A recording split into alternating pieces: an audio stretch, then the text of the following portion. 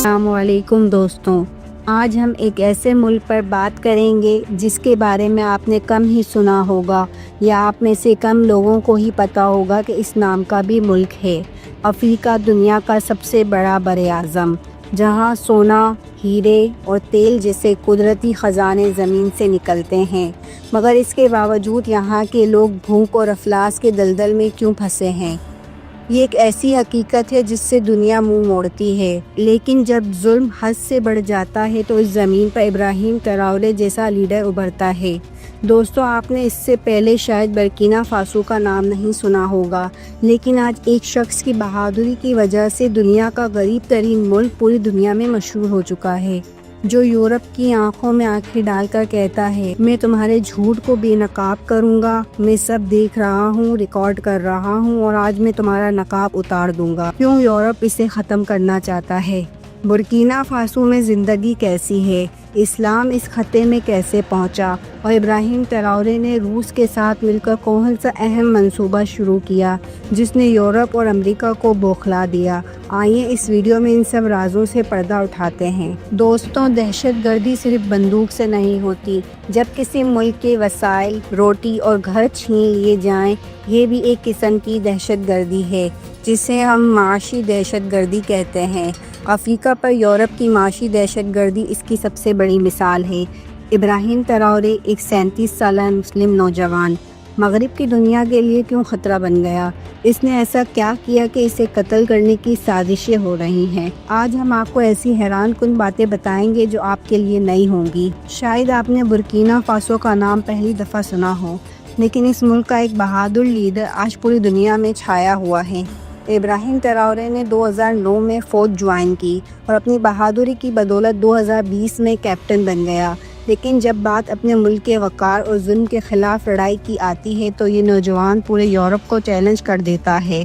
آخر اس نے ایسا کیا کیا کہ یورپ اس کے پیچھے پڑ گیا؟ سن 1896 میں فرانس نے برکینا فاسو پر قبضہ کیا، جسے اس وقت اپر والٹا کہا جاتا تھا۔ 66 سال تک لوٹ مار کے بعد 1960 میں اسے نام نہاد آزادی دی گئی، مگر یہ آزادی صرف کاغذوں تک محدود تھی۔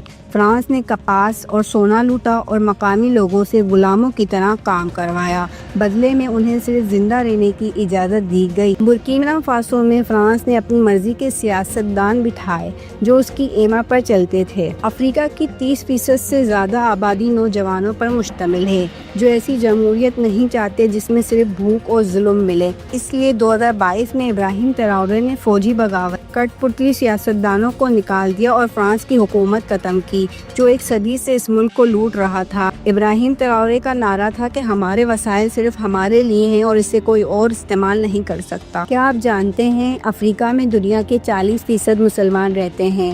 یہ براعظم افریقہ کا سب سے بڑا مذہب ہے، مگر اس حقیقت کو دبایا جاتا ہے۔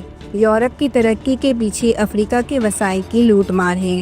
برکینا فاسو، جو افریقہ کا چوتھا بڑا سونا پیدا کرنے والا ملک ہے، فرانس کے لیے سونے کی چڑیا تھا۔ ابراہیم نے سونا نکالنے والی کمپنیوں کو نکال دیا، جس سے امریکہ بھی پریشان ہے۔ امریکی جنرل لینگلی نے کہا کہ وہ سارا سونا فوج کو دے رہا ہے، لیکن حقیقت یہ ہے کہ صرف 17% فوج پر خرچ ہوتا ہے، باقی عوام کی بہتری کے لیے استعمال ہو رہا ہے، جس کا ثبوت ہم آگے دکھائیں گے۔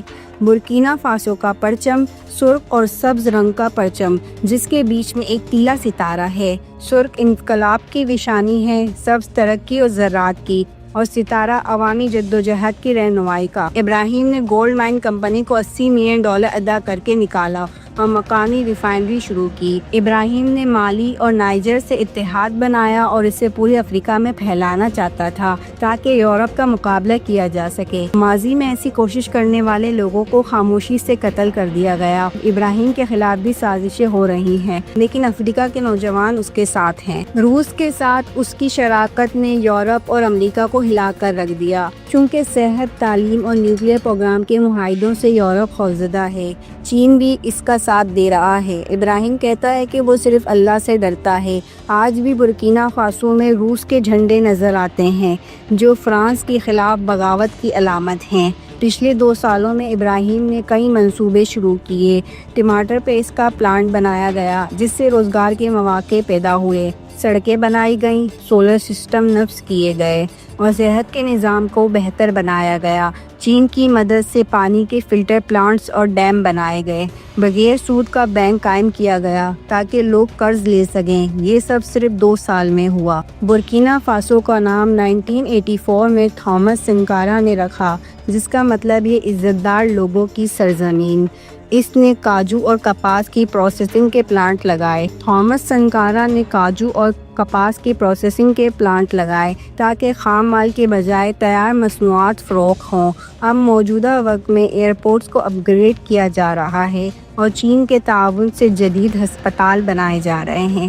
ابراہیم نے مالی، نائجر اور برکینا فاسو پر مشتمل ساحل اتحاد بنایا ہے جو یورپی یونین کی طرح ہے۔ روس کے ساتھ نیوکلیئر پاور پلانٹ پروجیکٹ بھی شروع کر دیا ہے جو یورپ کے لیے خطرہ ہے۔ جب ابراہیم نے مغربی فوجی اڈے بند کیے، فرانس کی مداخلت کو نکالا اور روس سے بات کی، تب دنیا نے سوچا کہ یہ نوجوان جذباتی ہو سکتا ہے، لیکن ابراہیم نے ایک ایک قدم سوچ سمجھ کر اٹھایا ہے۔ ابراہیم کا نعرہ صرف آزادی نہیں تھا، وہ کہتا ہے کہ ہم صرف فرانس سے آزاد نہیں ہو رہے، ہم غلامی کی اس سوچ سے آزاد ہو رہے ہیں جس میں ہمیں رکھا گیا تھا۔ یہ وہی برکینا فاسو ہے جہاں چند سال پہلے 60% آبادی بجلی کے بغیر تھی۔ آج ملک میں مقامی موبائل کمپنی، سستی ادویات، اپنی ملٹری یونیورسٹی اور کسانوں کے لیے سبسڈی سسٹم بھی موجود ہے۔ یہ محض انقلاب نہیں، یہ تنظیم ہے، یہ ابراہیم کا ویژن ہے۔ ابراہیم صرف فوجی وردی نہیں پہنتا، وہ کلاس میں جا کر طلبہ سے بات کرتا ہے، کسانوں کے ساتھ بیٹھ کر کھانا کھاتا ہے۔ دوستوں، برکینا فاسو میں اسلام 11ویں صدی میں صوفی تاجروں کے ذریعے آیا جو سونا، نمک اور غلاموں کی تجارت کے ساتھ اسلام کی تبلیغ بھی کرتے تھے۔ مالی کی اسلامی سلطنت، جس کا بادشاہ مانسا موسیٰ تھا، جو یہاں پر اسلام پھیلانے کی سب سے بڑی وجہ تھا۔ مانسا موسیٰ 14ویں صدی کا سب سے امیر شخص تھا، جس کی دولت آج کے حساب سے $400 ملین ہے۔ برکینا فاسو کا دارالحکومت واگاڈوگو ہے، لیکن سیاح بوبو ڈیوسلاسو شہر زیادہ جاتے ہیں۔ یہاں کی مشہور جامع مسجد مٹی سے بنی ہے۔ یہ 1880 میں سوڈانی طرز پر تعمیر ہوئی۔ یہاں پر مسلم، عیسائی اور روایتی افریقی مذہب کے لوگ رہتے ہیں۔ افریقہ کو بھوک میں رکھنے کی سب سے بڑی وجہ یہ ہے کہ یورپ اور امریکہ جانتے ہیں کہ اگر افریقہ کے لوگ بھوک سے نکل آئے تو افریقہ دنیا کا سب سے بڑا امیر ترین براعظم بن جائے گا۔ برکینا فاسو اکیلے $8 بلین کا سونا پیدا کرتا ہے۔ فرانس نے یہاں داعش اور القاعدہ جیسی تنظیموں کو فنڈ کیا تاکہ کنٹرول رہے، لیکن ابراہیم نے انہیں بھی چیلنج کیا۔ وہ جانتا ہے کہ لوگ اسے قتل کرنے کی کوششیں کر رہے ہیں، مگر وہ اللہ اور اپنی عوام پر بھروسہ رکھتا ہے۔ سوال یہ ہے کہ وہ افریقہ کو متحد کر پائے گا؟ کون سے لیڈر ممالک اس کے ساتھ کھڑے ہوں گے؟ اللہ اس بہادر لیڈر کی حفاظت کرے۔ دوستو، یہ ویڈیو آپ کو کیسی لگی کمنٹ میں ضرور بتائیں اور ہمارے چینل کو ضرور سبسکرائب کریں اور نئی ویڈیوز کے لیے لائک کریں۔ ملتے ہیں اگلی ویڈیو میں۔ اللہ حافظ۔